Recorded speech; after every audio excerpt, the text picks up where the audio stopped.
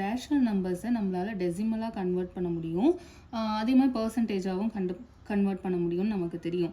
இந்த இடத்துல நான் டெசிமலாக கன்வெர்ட் பண்ணுறது தான் ப்ரிஃபர் பண்ணுறேன். ஏன்னு கேட்டிங்கன்னா, இப்படி பார்க்கும்போது இந்த மாதிரி ஒரு ரேஷனல் நம்பராக பார்க்கும்போது இது எங்கே வரும்னு நமக்கு ஒரு ஐடியாவே கிடையாது. இது எந்த நெகட்டிவ் சைடில் லொக்கேட் ஆகுன்றதை தவிர்த்து எக்ஸாக்டாக இந்த 2 நம்பருக்கு இடையில இது இருக்கிறதுக்கு வாய்ப்பு இருக்குது அப்படின்னு நம்ம பார்த்ததும் சொல்கிறதுக்கான வாய்ப்பு இல்லை இல்லையா?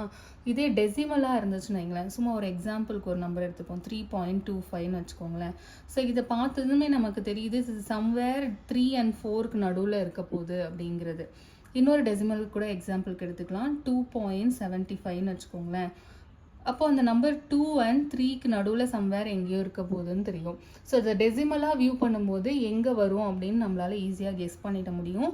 அதனால தான் இந்த -5/4 நான் வந்து டெசிமலாக கன்வெர்ட் பண்ண போகிறேன். 4 divided by 5 ஆக்சுவலாக -5